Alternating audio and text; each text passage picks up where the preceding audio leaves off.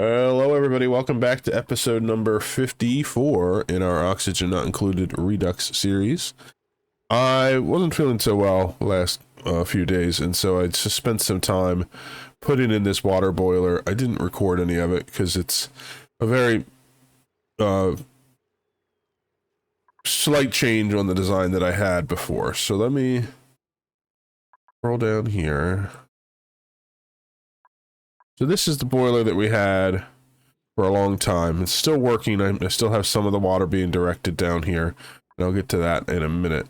But so this was just the chamber that has crude oil that's heated up to 150 degrees, so that when the water falls into it, yeah, 150. When the water falls into it, no matter which kind it is, whether it's water, polluted water, salt water, it turns into steam, and then we get some byproducts with gases and stuff in this design, but the system works just fine.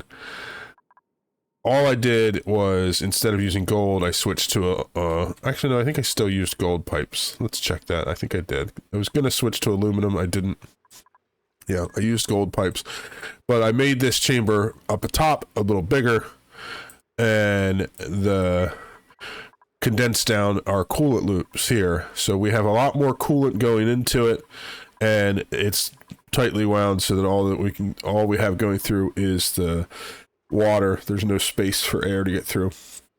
And so we have liquids coming in here, they get turned into steam, this cools it down and turns them into rain. So I'm calling this device the Rainmaker, because the steam comes up here, it hits this pipe, and it rains down, and it comes down, it gets collected. I have a pump here pumping it back out to our water storage. That is all connected through this window tile to the same heat source we have here. And so this heat source is refreshed when this sensor gets down below 435 degrees, which is enough temperature for both of these systems. And so this draws off the heat a little faster, so we're using magma faster than we would have. And we'll see if this volcano has enough to keep up for both of these systems or not. I'm hoping it does, but the nice elegance of this is that this petroleum is used in our generators to create polluted water, which is then dumped into here and creates water, like cold, clean water. And then that water is sent off to make oil, which is turned into petroleum, and it repeats itself. So even with no other inputs, this whole system is a water positive. So basically we're trading magma for water, which is great. We also get the benefits of powering a base off of it. We get the benefits of having nice cold water to dump into our system. You look at the temperature here, there's so much cooling going on that it almost instantly turns to cold water. 3 degrees. It comes out at -1, because that's what I have it set to. I am doing some more things here that I'm going to try to squeeze into this system. I made some space down here to do some work. I'm working on maybe changing up the steam turbine system, because this one keeps overheating, and I want to kind of change this up a little bit. I'm going to try some experiments, but I'm going to do that at another time. I've done enough with the boilers for now. I did set it up so that this has a shutoff, so if this goes above 500 kilograms, meaning that this pump isn't keeping up with the petroleum, this shuts off the oil input. That way we don't overfill our tank here, which causes overheat issues and all that problems. We shouldn't have any problem with it as long as this continues to run. We did early on, and that's the reason I put it in, because I was still using the petroleum system down here, and so the petroleum was backing up top because I didn't have enough flow to get it emptied out quickly. I'm just removing all of this stuff down here. We're done with it now, so I've just been going through, slowly removing everything. I accidentally spilled some petroleum on a hot tile, so we got sour gas in here, so I have that getting pumped out again. This time I set up packet condensers, so it's collecting all the sour gas in these little bits and bobs. It won't let it go through until I have a full packet to send off to storage. That way we're not blocking the line for our incoming from Gorgani, because we kept choking those people out. I also had some oxygen that got into this system, so I'm emptying that back out very slowly. I did another packet condenser for that as well.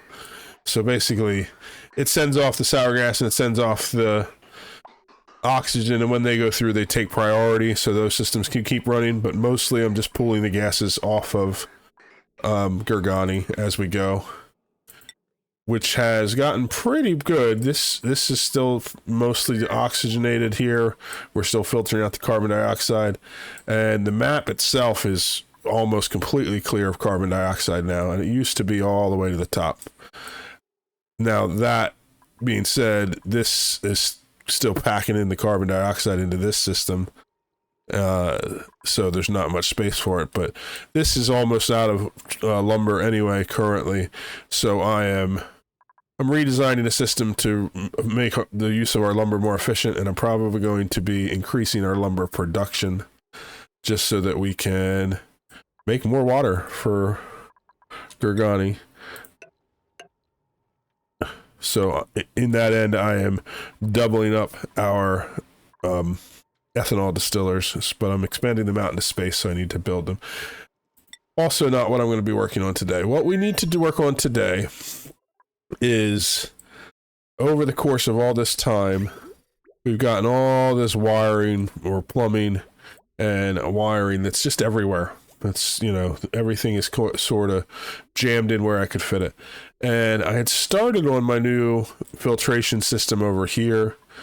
And I talked about doing storage tanks underneath, and I'm going to continue to work on that project because I'd like to get that done.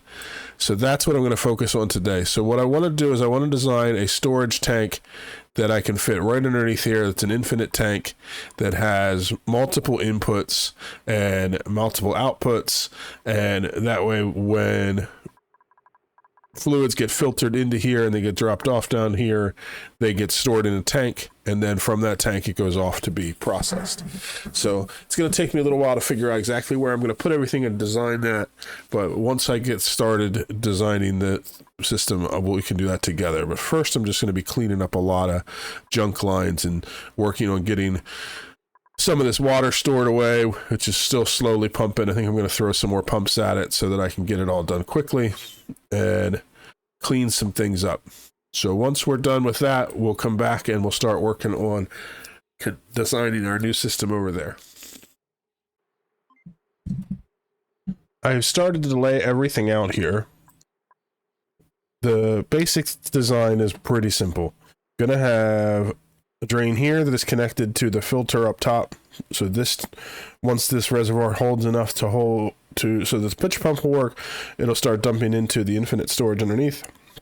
There'll also be 2 more liquid vents in each one of these, so I can have 2 more lines coming in if need be. I'm running these lines up on the side.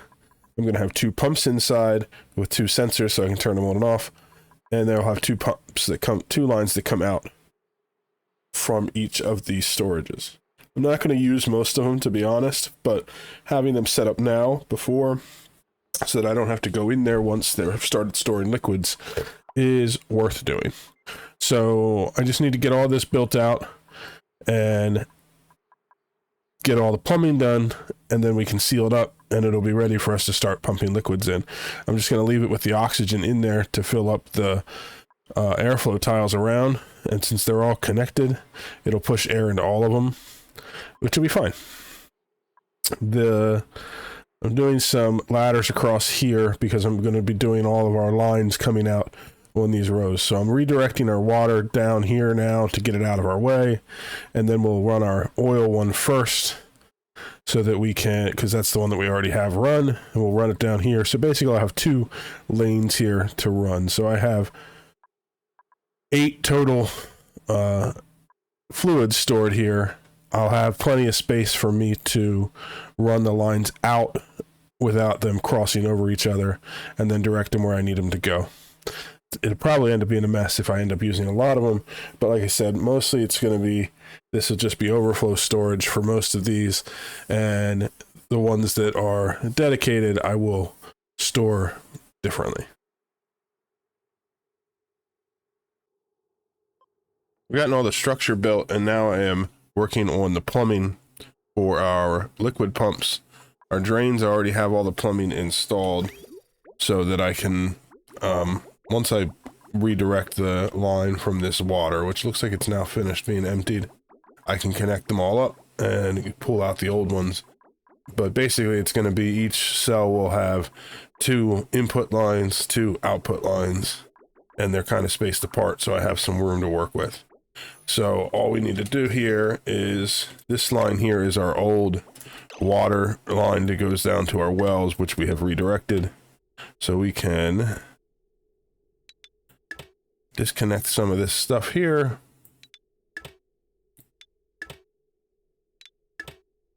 I'll just do the first couple here, and then we can do them. I can do them off camera, but basically I'm just reusing those same lines, so I didn't feel the need to rebuild them. And then this one comes down, this comes down, and this connects there. And then the same here, same here, same here. And then, oh no, that's the upward one, this one, and this one. And then we just deconstruct the ones in between. And we can cancel the building of these because I don't need them to be different types of pipe.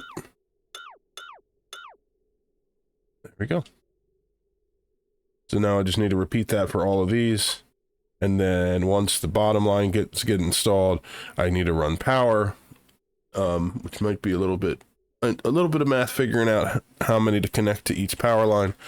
And then I need to put in the automation lines and the hydro sensors and seal it up. And then we're ready to start pumping fluids in here. I can connect the crude oil line here to our system. I don't know why this is, oh, I disconnected this so that it stopped coming out. There we go. So that the crude oil can start flowing out, because I have that line here and I need to remove that line. So that's the next thing I need to do. For now, I'm just going to bring this line down and it will be the first line I connect up. So we'll just connect it to the output line here on our crude oil. And I guess for right now, we can just connect the two and have them both run. Because I'm going to switch it over so that this is my main storage for crude oil, so that this one can be removed. And then I'll do the same with petroleum. My only concern I have with this system, and I haven't quite decided how I want to handle it yet, is that because all of these cells are connected, the heat will transfer into the gas, and then the fluids may change the temperature of all the other fluids. But we'll see how much of an issue that is, and maybe make changes to it later. But the water is being stored separately, so it doesn't matter. I could theoretically run a line for coolant through here, but that's already going to be a mess just getting the lines that I already have, so I doubt I'm going to do that. Taking a minute to check in on our boiler system, and we're just about to come out of dormancy. We're 24 seconds away, and we still have magma left. Now, I'm not sure that means that we're going to have a net magma gain, because the dormancy cycles are 152 cycles, and I'm just ending the dormancy period to go into the active period, but I don't know if I had surplus from before that. So from right now, when this goes active, we have 91 cycles before it's dormant again, and then we have 60 cycles of activity. So right now we have 60 cycles that'll be active, so that'll be till cycle 40, right around 4800, and then right around 4900 is when it will go dormant again, and then we can have an idea of whether or not we lost magma or gained magma during that period. Everything in it here is working great. The Rainmaker's still making water. We're pumping it out just as quick as we can. Same with this system. The petroleum is coming out pretty hot. I think I want to do something to try to change that. That's what I'm going to try to do down here in a little while.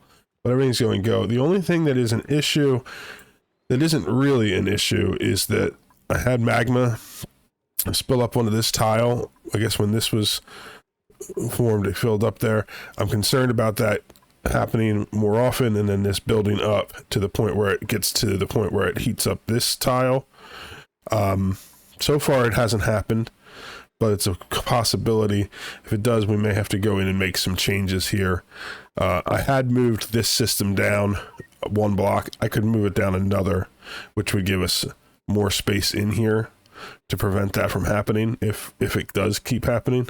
So we'll see, but for now I'm just going to leave that there. It's not hurting anything the way it is, but if it builds up to the point where it is causing heat on this tile, it'll cause this to overheat, which will break the whole system.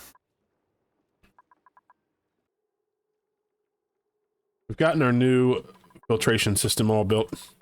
So I have these 8 different cells, and the top has input from a filter for fluid to go in, and then once they hit the point where the hydro sensor hits 500 kilograms, so that this is half full, it starts dumping it into the infinite storage here.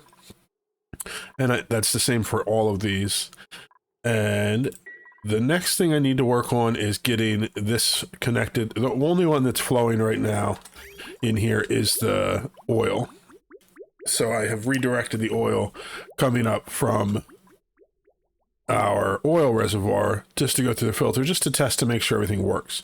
What I want to do now is connect it here, and I have already laid out the pipes for it. So for the oil, we're going to be connecting it like this, and we're going to disconnect it from this input.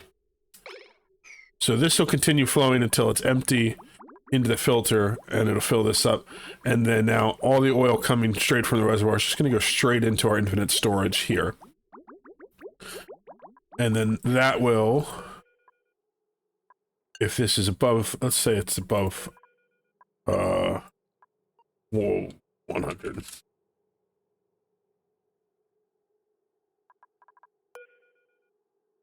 Just because I want it to pump once there's fluid. Actually, no, let's make the bottom one here 500.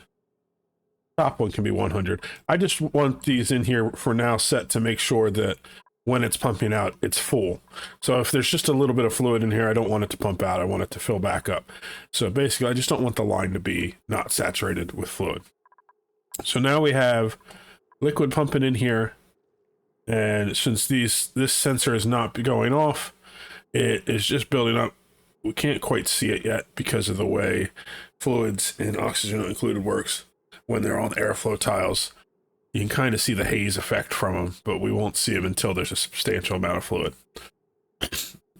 So the next thing we need to work on once this autosave is finished is connecting up the output from this tank to our petroleum boiler. And so there's a couple ways I could do this. I could connect this one right now and have it so that it goes in straight into our petroleum boiler, and then I could run a line from this old tank here to go store it. But I think what I'm going to do is I'm just going to get this line set up. I'm not going to connect it. I'm going to let this keep running because now we don't have any fluid coming into here. And then I may take this and set it up. Since I have 2 pumps here, I can split this so that it... Oh, actually, I don't know how easy I could do that because I just set this up as a double pump. I guess I could come in through here to put in another pipe, but I could have one of these pumps pumping over to here to empty it out, and I could have one of the pumps pumping down to the boiler and keeping it full. So that way we could empty this out, because our goal here is to deconstruct all of this old storage here. And the same with this petroleum. I want to get it moved over to the new system. Is this still pumping out petroleum, right? Yeah, it is. Looks like we're using it faster than... Or maybe it's just settling. I guess we're pumping it in just as fast as we're using it. So this one for now, I'm not going to worry about. I'm going to get the oil situated, and then I can start moving this. Once we have the petroleum stored in our new storage, this will go through quickly because we are burning the petroleum constantly. The oil we are too, but we already had stored quite a bit, over 20,000 kilograms. So that's going to take a while to burn through, but we could also just let it go until it's empty. So that's not a problem. So for now, we're just going to let this keep filling, and then we're going to work on setting up our other pipes. Still working on redirecting our oil flow and emptying this oil tank here, though we have a ton of oil in here. That one tile is 43,000. I guess that's because all the pressure's pushing it to the middle. But this is going to take a while to get that done. The other thing I was working on is, while I was redirecting that pipe over here, I had to put in some jumpers to get across this big line of pipes. And I noticed that my polluted water wasn't flowing anymore. And I came down here, and what had happened is this pipe went too cold. So this area cooled down. So it stopped using polluted water, which meant our polluted water line was backing up, which is not good, because eventually that would lead to, if this pipe backs up far enough, then it's going to back up into this pipe, which is our bathroom pipe. And I don't want that. So for now, what I did is I put a bypass line from here that goes up and across into this new polluted water infinite storage. And I put a jumper here, so polluted water comes to this bridge, jumps across to this line, which goes to our crops, and then after that, it goes to the second bridge, which jumps across to here, and any excess will get taken up and dumped directly into our tank. That way, we're keeping these crops filled with polluted water, but after that, we are shipping it off to storage. That way, this pipe will never back up. It should be fine because this is just for thimbleweed, and we have tons of thimbleweed. That way, these won't grow all the time because this line's not going to stay saturated enough to do it. To fix that, I may put in a tank to hold some so that we have some backup for these. I haven't decided if I'm going to do that yet, to be honest. But the other issue we had is this area was too cold to grow thimbleweed, and I don't really want to heat it back up because it's going to be, I mean, I did change the settings for our coolant line so it's a little warmer, because we had turned it down to try to cool this area down because it had gotten really hot, but I turned it too low. So now it eventually will go back to where I want it, right in that 24 degree range. But I don't want to bring in new heat to introduce it too much. What I did on this side is I have a bunch of heat over here because of this heavy watt conductive plate that is allowing heat to get out from the steam turbine. Another thing I need to fix, but that heat's here. So I just swapped out these insulated tiles for a second with regular tiles, which let some of the heat through, and now I'm putting insulated tiles back. So once that's done, that heat will stop transferring through, this heat will level out, and this will stay right around that 24 degree mark because I cut off the coolant line. And so once this is back to my 24 degrees like I want it, then I'll reconnect it and keep this regulated. But for now, these crops will all go fine because they're at 24 degrees and there's no significant heat source to change them. And so these crops I can actually remove for now, because I basically just moved the thimbleweeds over to the empty plot there. So that's all good. Once this pull-up is done, we'll have a place for the polluted water to go into storage. And like I said, the oil is pumping away. I just have to wait for all the pipes to get finished being built. Another thing I was working on is I had a tank of water here. So I disconnected it to this line so that I am emptying it out, and then I'll reconnect the water line just so that we can have that water gone before I deconstruct it. But I'm deconstructing this whole area that was up here because we're not using it anymore, and we're slowly just getting rid of things that are not needed. So yeah, this whole area here has a big jumble of wires and stuff that I also want to relocate. I'm thinking about redoing my power system to make it a little more robust, but I'm not quite sure yet how I want to do that or exactly what I want to do. So for now, it's going to stay this way. This area here, I was working on building a new section where I was going to extend the steam turbine system up and play around with it.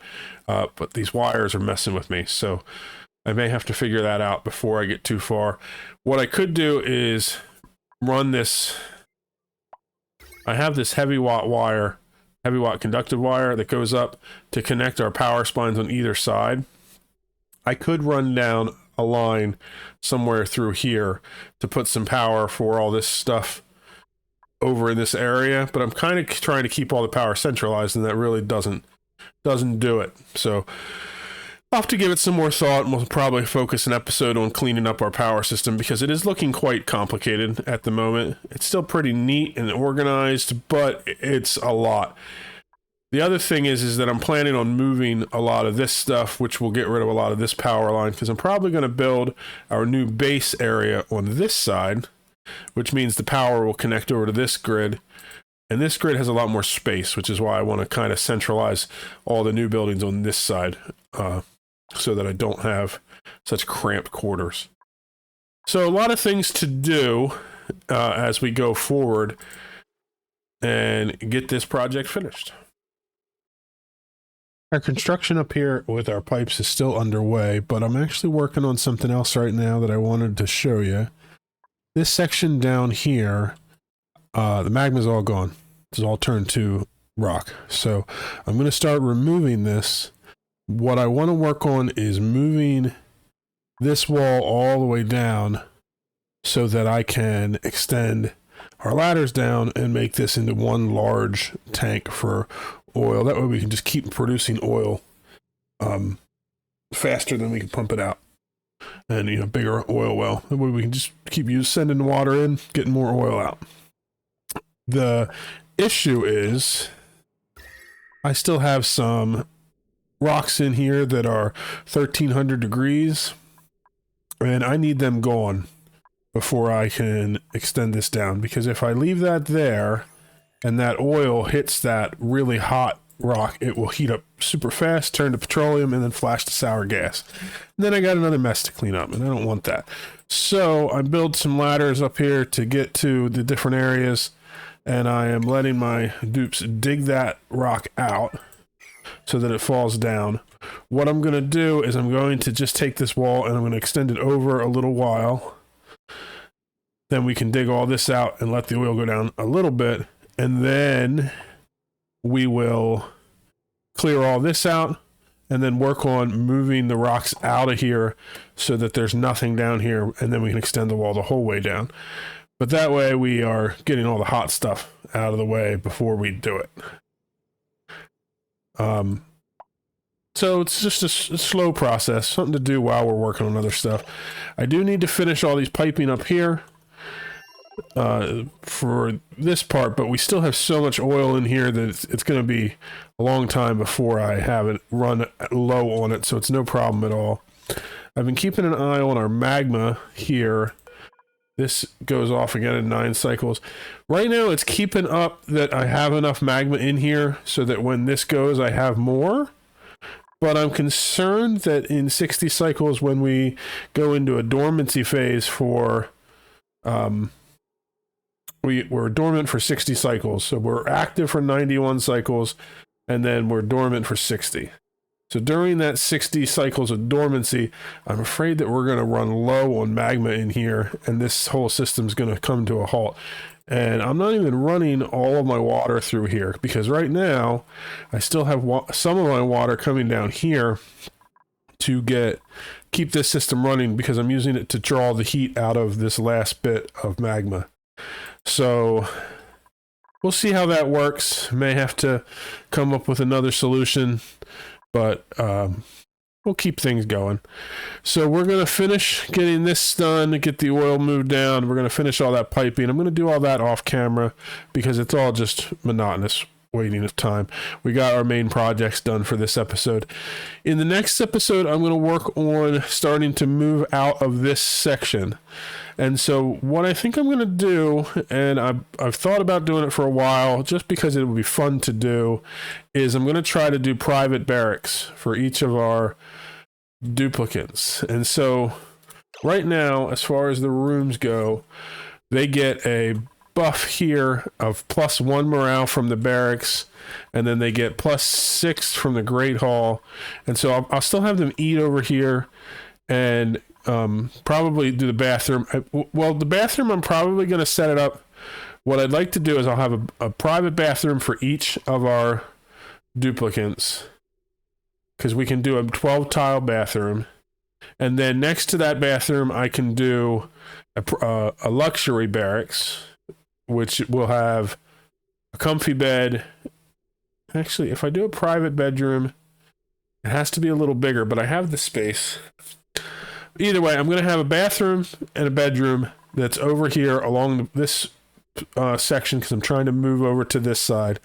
And then each one of them will have their own Atmosuit dock. And so the idea is that when they come out of their bedroom, or their they do their bathroom and their bedroom thing in here, when they come out, they have an Atmosuit on, and then the rest of the base is Atmosuit only. And then that way I just have that little section to continue to keep oxygenated. I can do whatever I want with the rest of it. The other thing is the only achievement I have left to do is to make sure that my duplicates are all in an Atmosuit every cycle for 10 cycles. And if they leave their bedroom and they have to put an Atmosuit on, I'll definitely hit that achievement. So that's my plan. I'm going to set up, I have this currently set up for 20 beds, but right now I only have 12 dupes. So I'm going to set up 12 beds on this side that are all private, so that each duplicate has their own. And then I will set up like a transit tube access right outside of it. So they use the bathroom, they go to bed, and then in the morning when they get up, they hop in the transit tube and go off to work. So that's what's going to be fitting in over here. And I'm going to also work on finishing up some of these other projects, and that's where we're going to be at for the next episode. Hope you enjoyed watching this one, and we'll see you in the next one. Bye-bye.